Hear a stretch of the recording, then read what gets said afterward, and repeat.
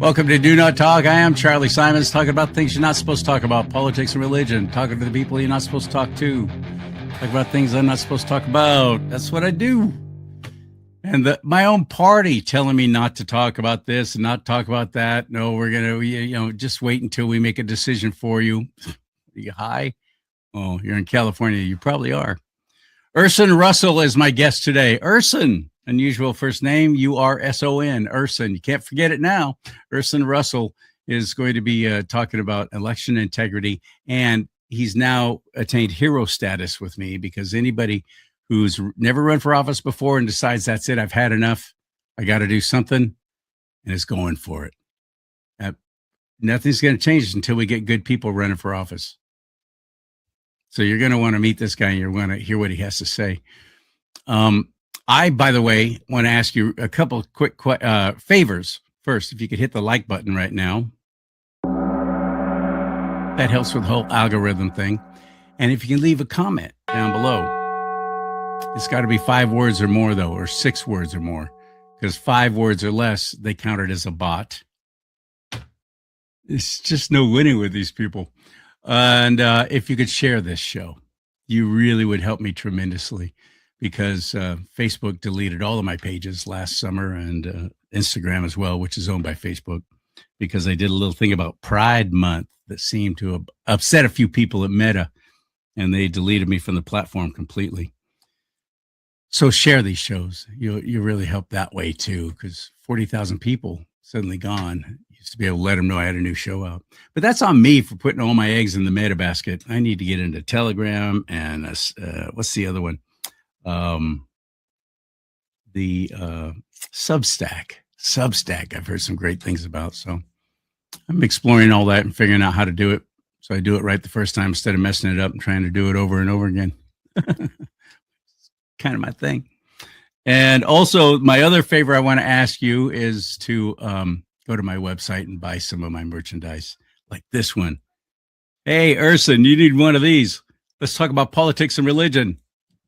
There you go. You can get that. You can get all kinds of hats, shirts, things, and you'll help. They split the profits with me. So if you complain about paying $20 for this 15-ounce big old coffee mug, just know there's a reason why it's priced that way. So they make money and I can make some too. That's how you can help the show. At charliesimons.com, right there, charliesimons.com. Click on that merch store tab. All right, commercial over.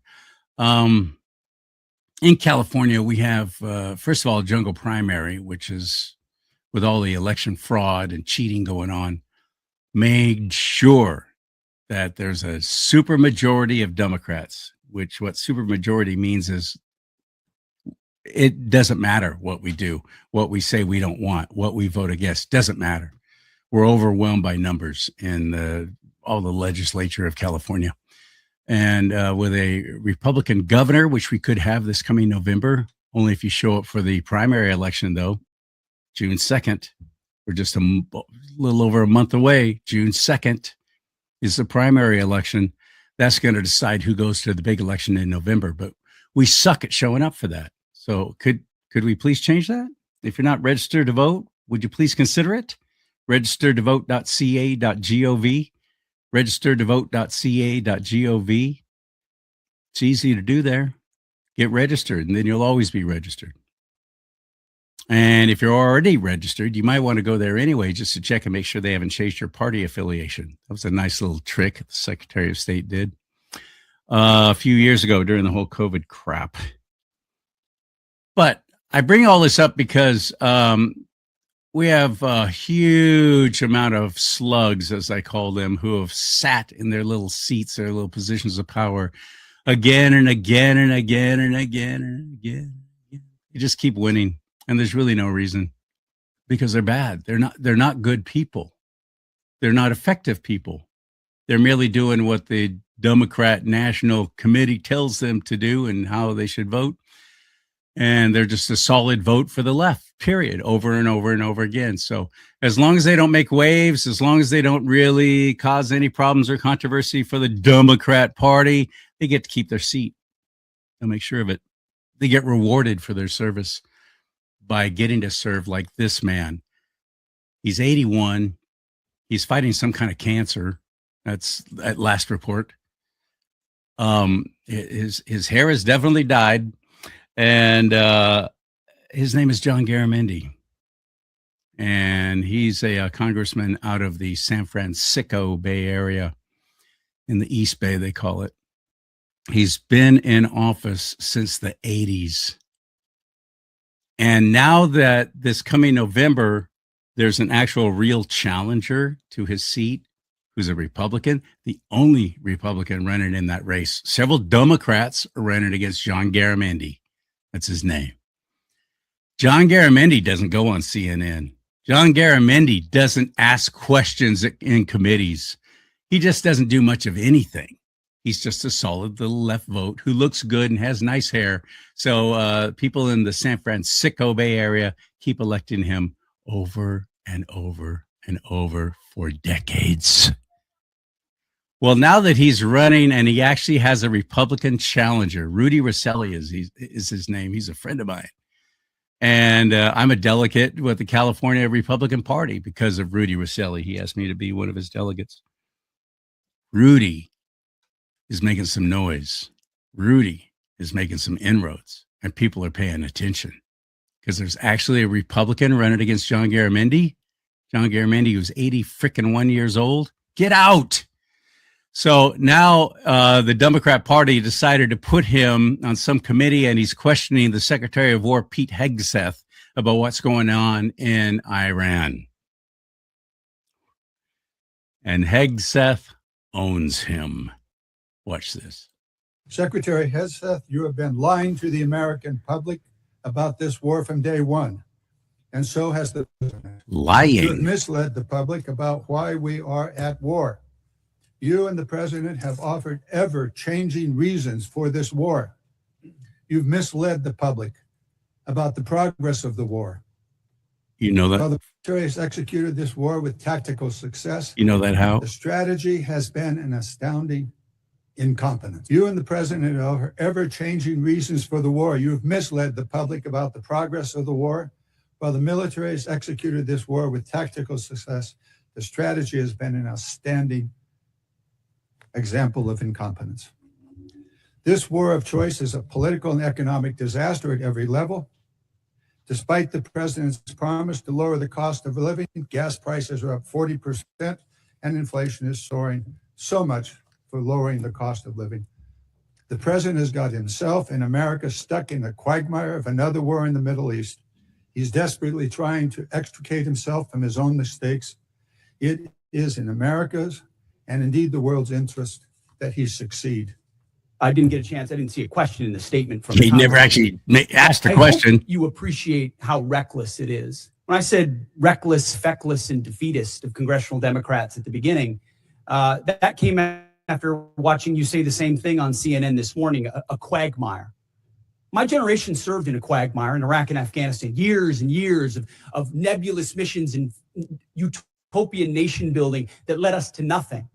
What we have right now, the way you stain the troops when you tell them 2 months in, Congressman, you should know better. Shame on you. Calling this a quagmire 2 months in. The effort, what they've undertaken, what they've succeeded, the success on the battlefield to create strategic opportunities, the courage of a president to confront a nuclear Iran, and you call it a quagmire, handing propaganda to our enemies. Shame on you for that statement. And statements like that are reckless to our troops. Don't say I support the troops on one hand, and then a 2-month mission is a quagmire. That's a false equivalation. Who are you cheering for here? Who are you pulling for? Our troops are doing incredible work. They've done incredible things for the entirety of this mission and achieved incredible battlefield successes. And you sit there and go on TV for your clickbait about quagmires. It undermines the mission. Your hatred for President Trump blinds you to the truth of the success of this mission and the historic stakes that the president is addressing, which the American people support. Iran's been at war with us for 47 years. You want to talk about a forever war? For 2 months, this president has stared them down. He's going to get a better deal than anyone ever has and ensure that Iran never has a nuclear weapon. Yeah, so the Democrat Party decided putting John Garamendi up there so he can get a little press and they can have, some little snippets they can run in their commercials in this campaign. They didn't want to spend any money on getting Garamendi reelected at the age of 81. They didn't want to spend any money because it's always been a given. But now here comes Rudy Rosselli. And suddenly they're going to have to try and prop that fossil up and pump some air into his lungs and try and manipulate his mouth so he makes words come out haltingly at best. I'm not one to tear anybody down for their age. President Trump he's 80 now, isn't he? What a difference. What a huge difference. But the point is, because Rudy Rosselli is now challenging that slug, John Garamendi, they're trying to prop him up. They put him in front of that committee and let him ask a question so they can get some great video. And Hegseth makes him look like the goofball that he is. Something's got to be done about the elections in California. And I want you to meet a man who's been working very hard to try and wake people up to what's happening and make a difference. And that's Urson Russell. Let's get him on the show now. Ready? Hit it.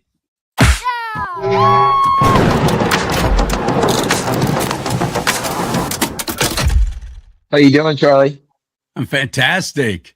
I love the work that you've been doing. Tell us more about it, how you're working with election fraud and election integrity. There's so much fraud. California has written a book on it with clowns like Xavier Becerra being one of them, who so effectively made it to where we can cheat in elections and never get caught. And even if they do get caught, there's what they call it, plausible deniability. There's always somebody else's fault for this happening.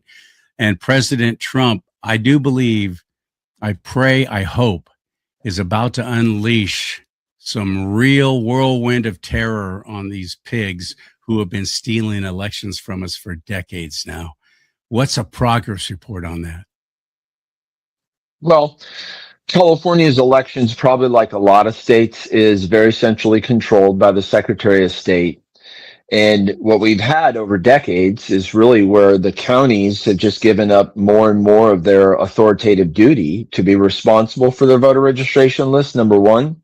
So in California, routinely you get the voter registration list. There's people that are 175 years old by the date of birth, right? So from a data perspective, you just look at that and you go, the data is impure. It's incorrect. And if you start just with the voter registration lists, then how can any of the rest of it actually equate to something that's accountable or is actually a representation of real voters turning out real votes that are auditable, that are verifiable?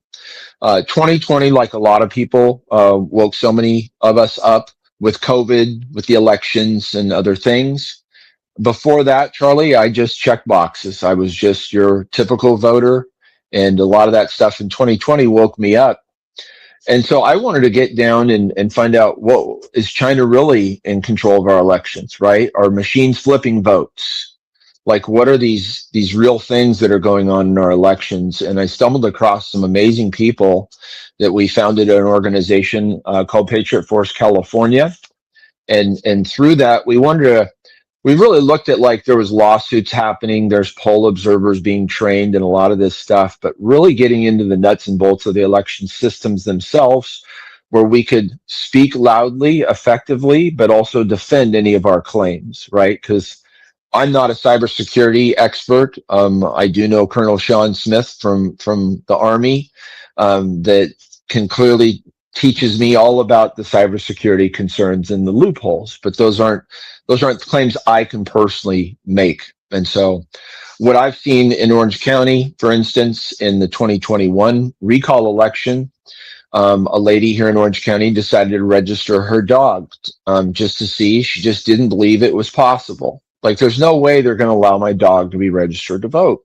Was registered, and so then she thought it was a good idea to go ahead and cast a ballot for the dog, because she thought there's just no way they're going to accept a ballot from my dog, which they did. And the reason is, in a state-only election for a first-time registered voter, there is no requirement for any sort of ID confirmation. In a federal election, there is. So in the primary for the 2022 election, she cast another ballot for the dog. And this time it got caught because there was ID requirements and so forth. So Okay. those types of things happening at just the basic level. We have people that haven't voted in 20 years that are still on our rolls. We'll get a ballot mailed to them, maybe in this state, maybe in another state. We have military and overseas voters, like during the 2024 election.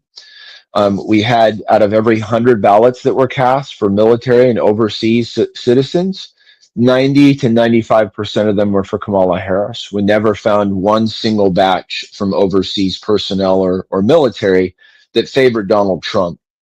So it's a lot of that stuff that adds up where just people have a lot of questions. And the problem is when we go to our register a voter, they call them clerks in other states, but in California, we call them registers of voters. They kind of throw their hands up and say, well, we don't like this either. You need to go petition your state legislature and get them to change the laws. And to me, that's completely backwards because I'm already paying his multi six-figure salary, pension, benefits, and he's the one that should be going and representing me at this county and fighting for us. Right. And saying, my citizens in Orange County don't want this, and you guys need to go and write laws that actually support what our citizens want here. And why is that so important? A lot of people, it's hard for them to think about that because the majority of our population lives in such concentrated populous zones, right? So we have 58 counties. LA County is a quarter of the state. Just the one county is 25% of the population, the voting population, and so forth. We have one county, Charlie, Alpine County, that has less than 1,000 voters. It's got about 1,100 people.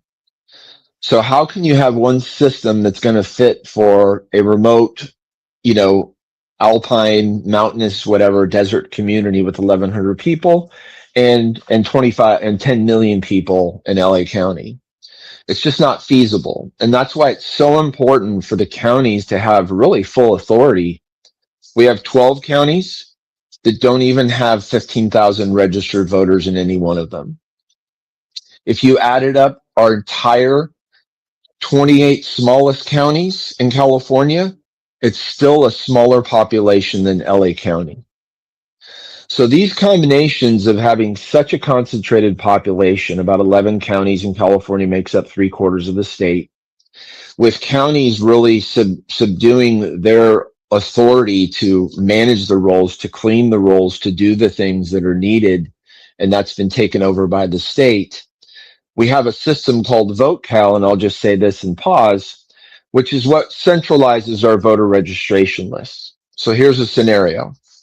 You go into the post office and you put in a change of address to Texas. You've had enough. And through the system, the USPS sends that to the Secretary of State to be analyzed. The Secretary of State sends that to the Employment Development Department, most likely for address verification. That comes back to the Secretary of State, and then they have the ultimate authority of what to push down to the county. So the county never talks to USPS, never talks to EDD, just gets a flag on a report that says, hey, this voter status has changed. Now, we went out and knocked on almost 4,000 doors across California and proving that the state is flagging your permanent change of address to Texas as a temporary change of address. So And they're why still that's- receiving ballots, even out there in Correct. Texas, for California elections. Correct. And we see that over and over and over again. So these are the things. And lastly, I'll say our elections are very, very close. Many elections are decided by 12 votes, 50 votes, 100 votes. But we get caught up in the, oh, well, President Trump lost by 2 million votes or whatever. And so we don't think about it. The city of Compton's the closest election we've had in modern times. In 2020, there was an election that was won by 1 vote. And since it was so close, the precinct judges went through and reviewed the election outcome, and they found 4 votes cast that didn't belong in that district. And so someone won by 1 vote to ultimately lose by 3. And there's more and more stories that are very close elections across the state, and why every one of these votes, which, by the way, we have a very interesting constitution in California. when it comes to voting. So Article 2, Section 2.5 says every voter who casts a ballot in accordance with the laws of the state shall have that ballot counted. Counted is really the important word. And at least from my research, Michigan and California are the only two constitutions that say we have a right to have our ballot counted. Every other constitution says you have a right to cast your ballot. So do you get a receipt when you go and cast your ballot in California? Do they give you a little printout or something that shows how your ballot was counted?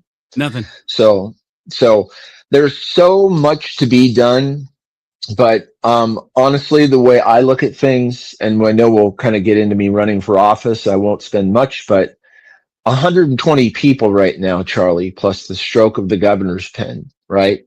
They passed 1,600 bills in the last full legislative session. And so that amount of work and impact on our individual lives, our families, businesses, our local government that has to plan and prepare for all of these things happening. It's just not where we need to have the most decision-making happening. It really, if we want to fix elections, we've got to get really good people at the local county office. And our best register of voter in California is Clinton Curtis in Shasta County. Hands down, 100%. He gets it, and he's trying to do whatever he can within the framework of the law to increase transparency and accountability. And that's just a little old county, comparatively speaking, to San Francisco or Los Angeles, Sodom and Gomorrah. Sure. Yeah, they literally put together, got it on the ballot to have an election to let the people decide if they wanted to keep the Dominion machines or not. And they said, no, we don't. So they took them out. California immediately, the filthy legislature, put together a new law, a new proposal. AB 969. Yep. We didn't get to vote on it. Nope. But they all did. And it was forcing Shasta County to use the Dominion machines, whether they wanted to or not. They forced them to put the machines back in and to keep using them. They actually forced any county.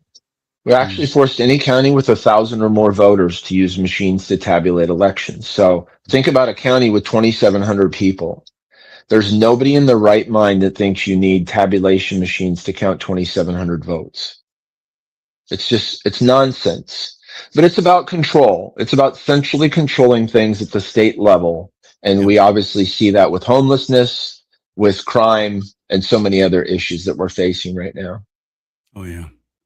California's bad. It's a bad place. It's a crooked place. It's a wonderful place, but it's run by very crooked people. But I can only blame the politicians for so long, Urson, until I start looking at the ones that are putting them into those positions. Even if there is a massive cheating and fraud in the elections, we on the right aren't even showing up. It's in the teens, those of us who show up to even vote in primary elections. And that's where elections are won and lost in California. Because the primary decides who goes to the big election in November. And because of our jungle primary, another nasty little trick, we get two Democrats running for the same office again and again and again. And or we have districts where there isn't even an opposition running. It's just there's no Republican that's put in their candidacy paperwork, and it's a Democrat that's running unopposed. Civic duty, and understanding the difference of the importance of primaries. Like all of our county races, those can all be won outright in the primary if the candidate gets 50% plus one of the votes. So your county board of supervisors, your board of education, your sheriff, your DA, your treasurer, the county controller, all those positions, you can win those outright in June. And then those candidates don't have to campaign in November. Right. Think about how much resources, people knocking doors, money being donated, all that management of elections that you can free up by really turning out and doing a good job in the June primary. There's one state race that's nonpartisan, the state superintendent of public instruction. And I've stayed out of some of the state races from like real clear endorsements or supporting things because there's too many candidates in some of them. They But call it Michael, nonpartisan, but that's ridiculous. It absolutely is. The current one holding that position is Tony Thurmond, and he's running for governor as a Democrat. So don't tell me right? it's nonpartisan. Go Oh, it's Sonia supposed to Shaw. be, Vote Sonia right? So Shaw. that's SONJA. it. Sonia Shaw. She's the one for Yes, public education superintendent Mama Bear. or Yeah, secretary. She's awesome. unwavering commitment to parents' rights and protecting Yeah. kids. It's so Until we refreshing. get good people running for office, nothing will change. But General Flynn is so right. Local action equals national impact. And It does. we sit back and we don't even get involved. We'll vote in the big election, but we won't even vote the entire ticket.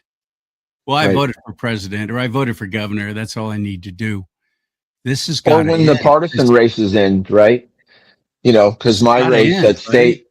at state assembly, mine will have an R or D next to it, right? For the partisan race. But you get to county and city and school board and water district, They don't. there's no R or D. And so a lot of people skip those because they just don't know who to vote for.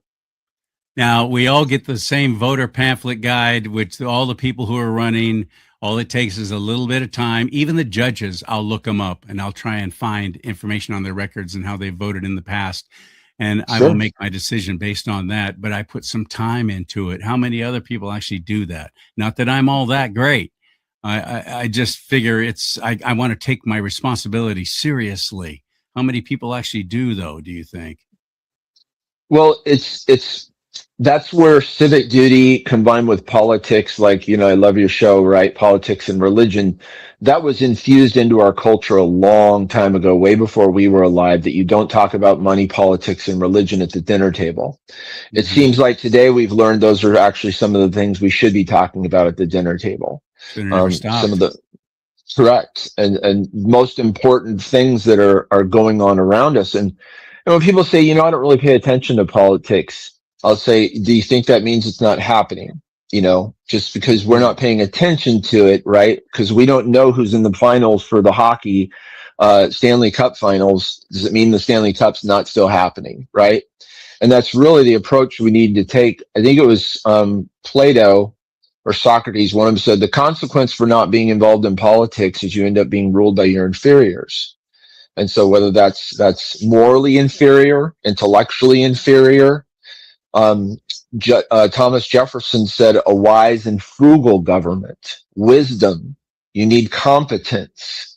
If you want a good county treasurer, you probably want something with accounting background.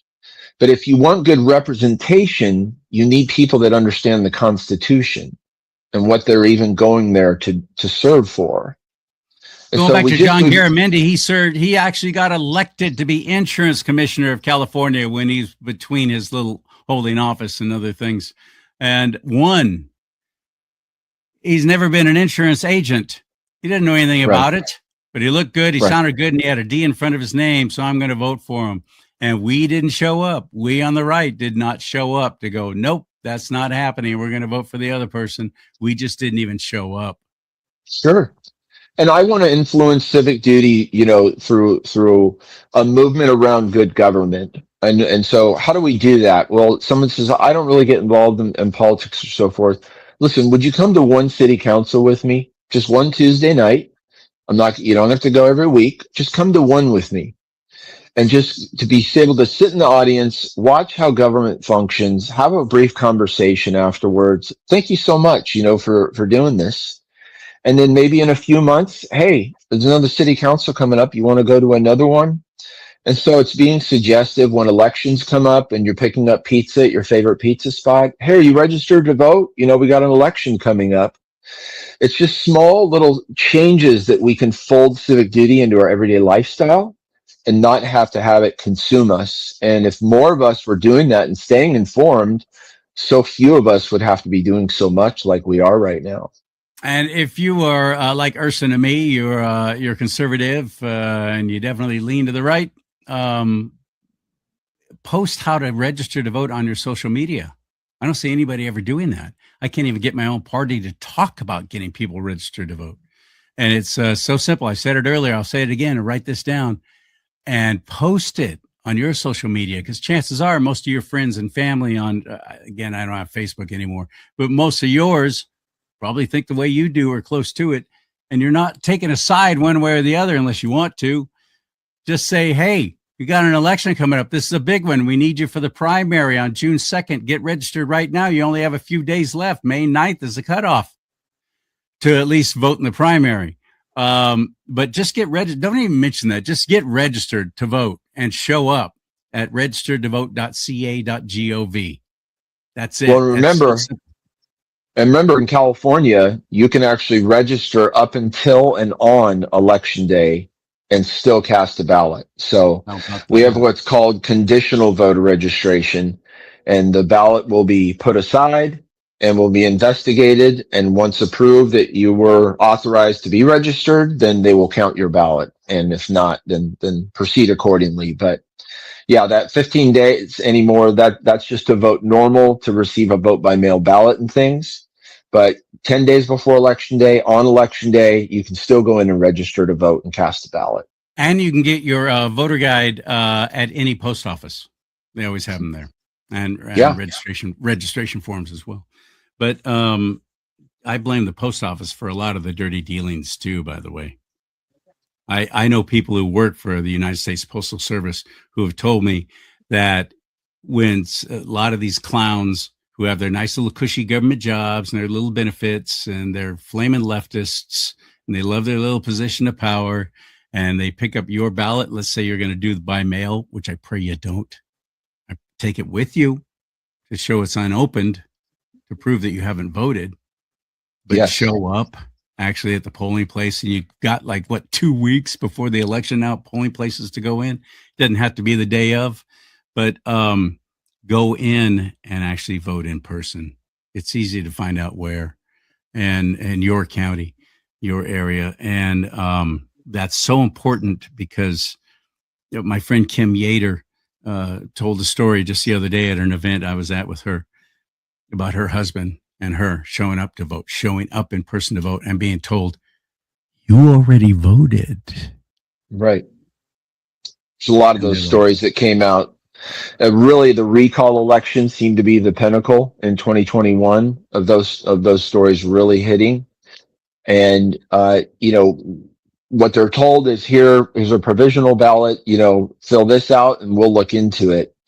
And for me, I would love for them to tell me that I'd already cast a ballot. It would, be probably one of the worst days of the year for them. Good. I want to hear how you would handle that, because the other point, the reason why I'm saying don't vote by mail, don't fill it out, put it in your mailbox and trust that it's going to get to where it's supposed to go, because these postal workers, and this is somebody who works for the post office, told me this in confidence. I would never say their name. If you have a flag flying in your yard, God forbid you have a political sign in your yard, vote Urson Russell or something like that, your ballot will never make it back to the post office. It'll get lost somewhere. Your ballot will never get it. They'll never get it. That's happening. That's why I don't trust the Postal Service anymore either. So we got to be voting in person. But so I asked, if you have to vote in an envelope, I ask you deposit it in one of the secured drop boxes. If you absolutely have to vote using an envelope, because the people that do handle the drop boxes at least take a sworn oath of office. But the USPS postal workers are a separate agency of government. They're not.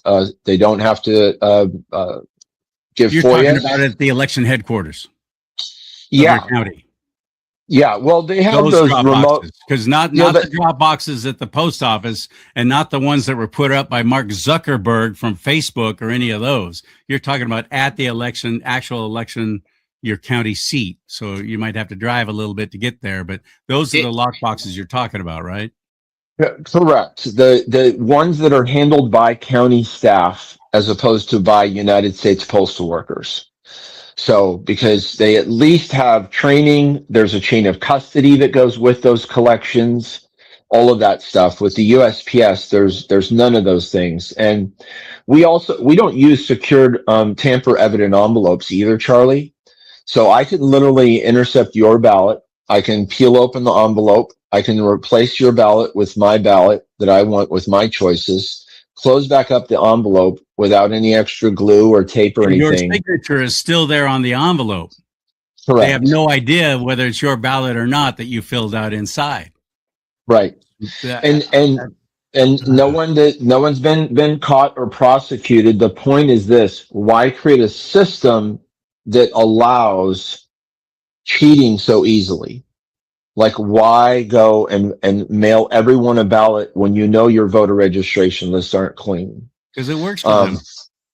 Yeah. Well, the Prop 50 election was particularly bad because it was a single issue, 8.5 by 11 single page. And I exposed this to the Secretary of State and my county register a voter. Take your cell phone flashlight out. You're the postal worker. You just got 50 ballots. Take your cell phone flashlight out, put it behind the envelope, and you can see which box was marked. So, yes vote, no vote, yes vote, no vote. The no votes either don't ever make it, or you peel them open and put in your own yes vote on ballots. Because there's no correlation, right? Like, once the ballot is removed from the envelope, there's no way for the person scanning to go, wait, this isn't the right ballot. It's just a ballot, right? Right.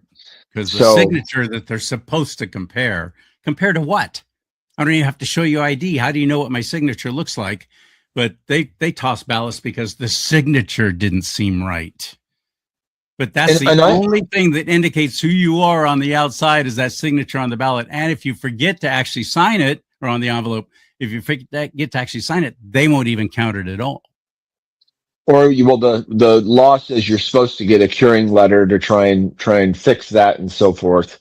The signature verification is really bad. It's ridiculous. And all of these things, when I give my presentations, I make sure to always end with, even if you think your vote doesn't count, even if you think the whole system is rigged, still vote. Because without the evidence of you casting a ballot, we can't fix what's broken.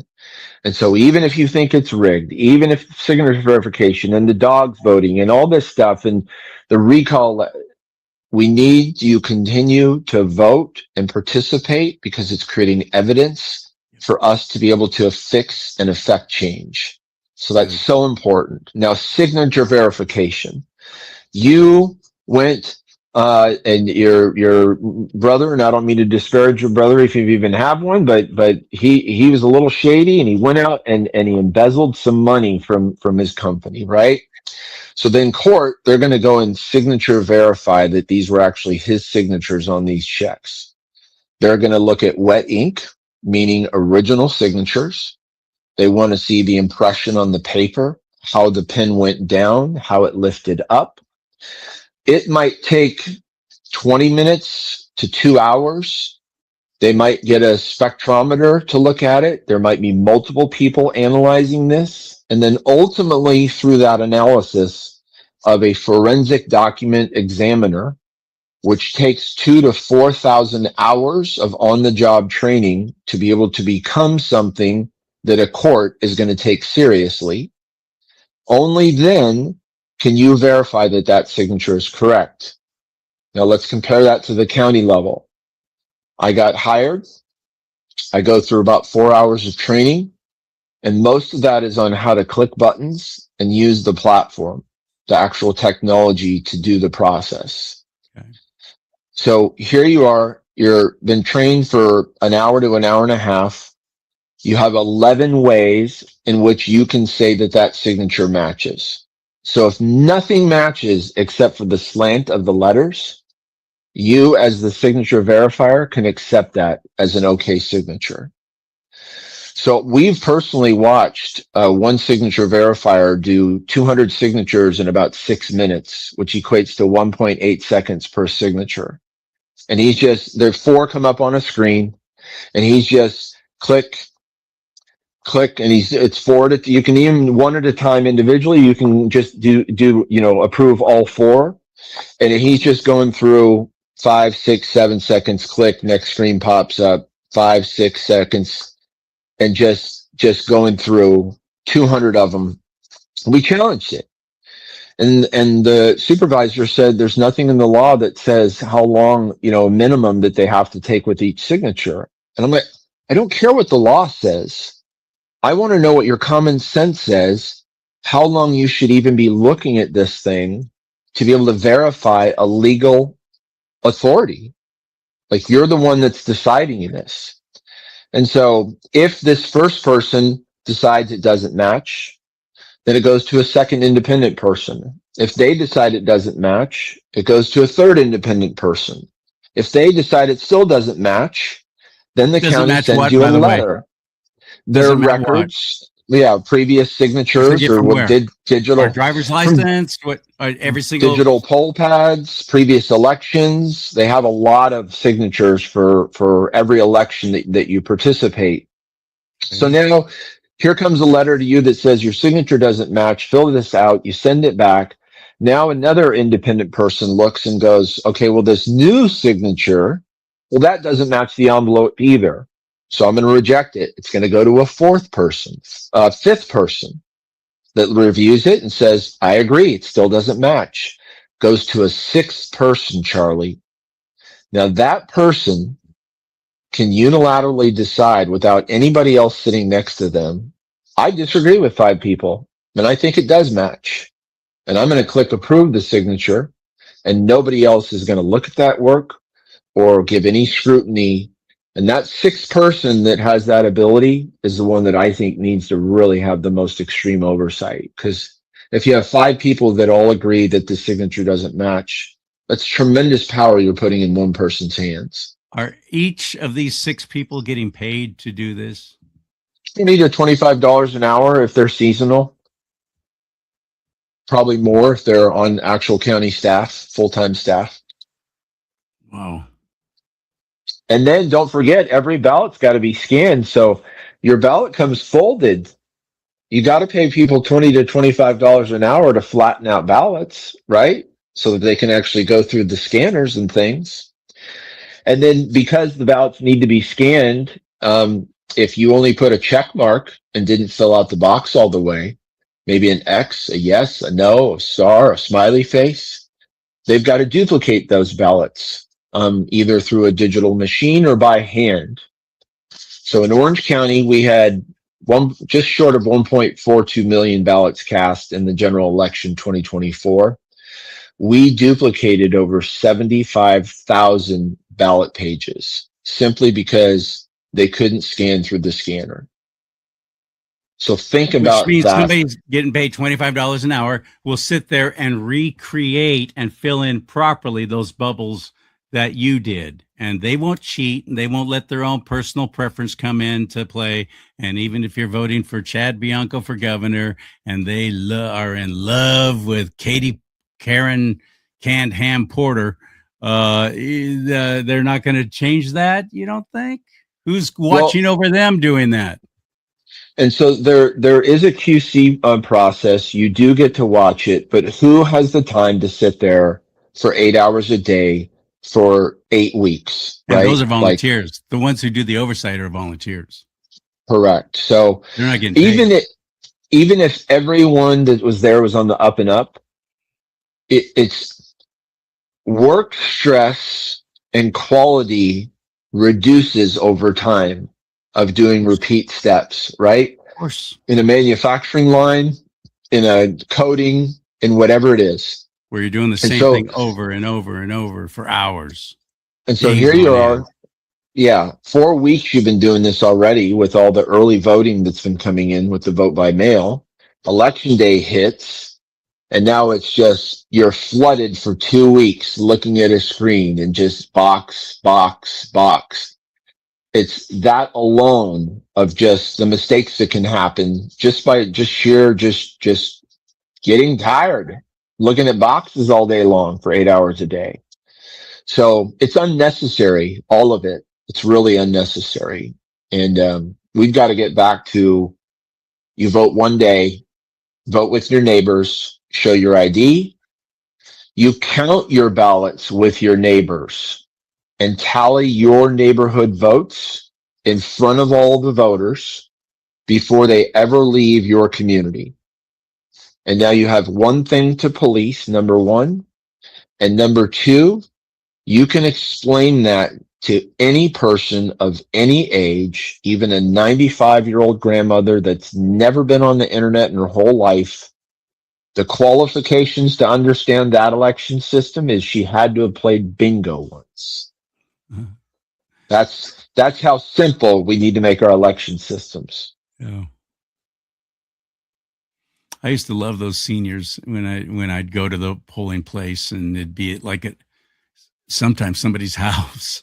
They'd have the garage door open in small towns, or at the fellowship hall and things like Right. that, at the library.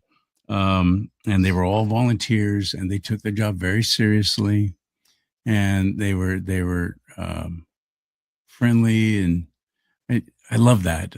And if you've never experienced that, I hope you will vote in person this time, this Yes. election. Yeah.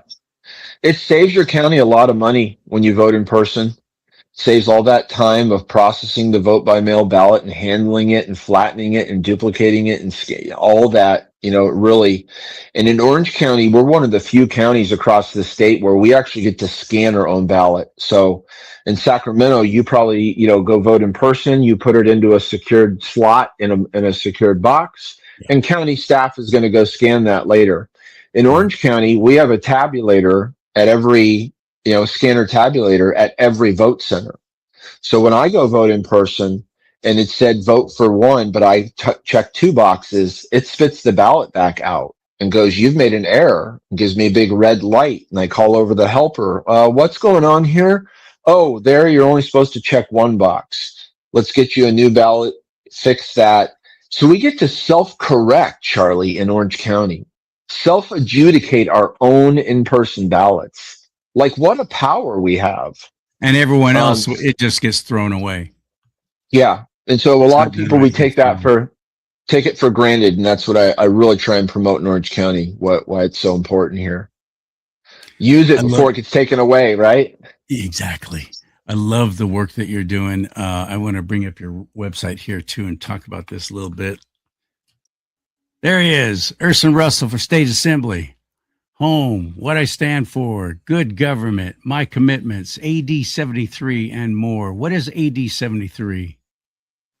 That covers the communities of Costa Mesa, Irvine, and Tustin, and it's all within Orange County. There's a portion of Tustin called North Tustin that is not in my district. It's an unincorporated part of the county. But yeah, Irvine, Costa Mesa, Tustin, about 500,000 people. Each state assembly member has about 500,000 constituents and about 270,000 voters. AD stands for Assembly District. Mm-hmm. There it is. There it is. If you're not in that area, may I make a suggestion to you? And there you go. You can join the campaign. I'm sure you could use volunteers. You have to walk precincts and so on. And I've done that with different candidates, and it's very rewarding work, actually. So I hope you try that. It's a great way to get involved. Just do it one time and you'll be like, this was awesome. And all you're doing is you walk neighborhoods. Hello, my name's Charlie, and I just want to let you know there's an election coming up June 2nd. I hope you're registered to vote. And I'm here representing Urson Russell, and a lot of people don't want to do that. One candidate I walked a precinct with, we just put door hangers on the door because he didn't want to disturb anybody in the neighborhood or make anybody feel uncomfortable that way, You can't put anything by law. You can't put anything in anybody's mailbox, but don't do that. But you can put door hangers on their door, and it really paid off. He had so many people responding to that, calling, wanting to know more, checking in with him. But the reason why I hope you go to ursonrussell.com, URSONRUSSELL, ursonrussell.com, is to help him financially. And here's why I say that. On the left, they have the little areas like John Garamendi in Northern California Bay Area. And she's, what's her face, Nancy Pelosi, and Senator Scott Wiener, one of the wickedest people to ever serve public office, seriously demonic. But he's got a shoe in. His community thinks and acts the way he does, and they love him, so they're going to vote for him automatically. And they don't give money for Scott Wiener's reelection campaign. They give money to people like John Garamendi outside of their area, people like whoever's running against or running for office again, because you're running against an incumbent, of course, who's a Democrat who's been in there for way too long. They'll send money to her from San Francisco. They'll not even in their area, not in their district, to prop up that campaign because they want to maintain that total dominance of the left wing over the state of California. It's their religion. They worship the government. So they will give $20, $50, $200 to somebody not even running in their area. They do that all the time. We, however, do not. And we'll give our money to the state party and think our job is done. I'll tell you, as a delegate of the California GOP, and I'm not speaking for Urson here, this is me, I won't give them a dime. That is a screwed up bunch of infiltrated. I am so disappointed in my own party in California right now. And I just got back from the convention. I'm so disappointed in it. I won't give them a dime. And I'm telling everybody, don't give a cent to the California State Republican Party. Give it maybe to your precinct, to your central committee, as they call them in your county. Absolutely help them out. Because they're helping candidates like Urson, or at least I hope they are. Is your central committee behind you? Yes, they are. Okay, yeah. Good. But the best thing you can do is find a candidate like Urson. That's why I want to bring these people to you. I want to introduce them to you and support them directly, because they can do so much more with that money, buying yard signs, bumper stickers, buying ads, social media ads. This is most of them like Urson. They're not politicians. What's your day job, by the way? Who are you? What are you? Well, I've been a SoCal native my whole life, so I'm just a spoiled, rotten SoCal native. Been very, very blessed. I noticed the surfboard behind you there. Yeah, most definitely. There's very, very few places in the world there you can go surf in the morning, tee off by 9 a.m., golf 9 holes, and then still be up in the mountain for night skiing all in the same day. Right. And I've done 2 of the 3 in the same day, never all 3 in the same day, but California is one of the most amazing places on the planet. Our government sucks, right? So I've been in the operations side from a executive position most of my professional career, chief operations officer. I really liked the nuts and the bolts and the engineering and the manufacturing and shipping and receiving and all those types of things. And so I've launched a couple of with other people, launched some emerging technologies. And I think that's really what's conditioned me to break through barriers, because when you're launching new technologies or things that have never been to market, you have a lot of barriers to break through, right? From the early adoption of new products and just component structures that have never worked together or been in this particular environment or space in this. So I've always just really enjoyed business, manufacturing, production, solving problems that we don't focus on problems in business. If you focus on problems, you're out of business. In business, we focus on solutions, and here's this really upset customer and give them some free product. And now they're a committed, faithful customer for the rest of their life. Wow, I wasn't expecting that. So there's so many things that we can do. And I think if you look at government as a customer service model, which is really all it's supposed to be, right? Returning a critical infrastructure, return on investment for public safety and so forth. It really makes sense to me. And so when I look at in Costa Mesa, I think our record here is 6 or 7 years from filing for a business permit before actually getting it. And I think in Costa Mesa, if we had good government, you walk in today and say, hey, I'd like to start a business, and you walk out with a business permit. And then the city says, hey, by the way, your type of business is going to have these 3 other county agencies or things that we're going to have to coordinate with. And we're going to help facilitate those. We're going to help set those meetings up, help represent you, make sure that we get this thing streamlined and moving through. Well, God, why would a city do that, Charlie? Because if the city was run as a customer service agency, there's nothing more exciting for the city of Costa Mesa than to bring in business tax revenue that lifts the burden of the tax revenue from the citizens themselves. It allows your citizens to get 6-figure jobs 10 minutes away instead of an hour and a half. So it's about really taking government and looking at it for what it's supposed to be. And so for this run for office, for the rest of my life, this will be my work towards good government and it just kind of re-educating people on what it's even supposed to be. Because I'll be honest, what's government's role to you and I? Protect our inalienable rights. Now I've had 2 people, Charlie, that asked unalienable, does that have something to do with immigration? So we still have some work to do, sir, right? From just even understanding government's basic function. And I'll share this. When a dad goes and disciplines his son and spanks him on the bottom because he broke something, spoke bad to his mom, stole something, whatever, the son tells the teacher, and the next act of government, which the teacher's a part of, is for Child Protective Services to come to the home. That's not a rogue teacher. That's a full-blown failure of government, because that teacher during orientation was never told, you belong to the parents now. Do you understand that? Do you belong to the parents now? Let's repeat it again. Don't forget steps 1 and 2. You belong to the parents.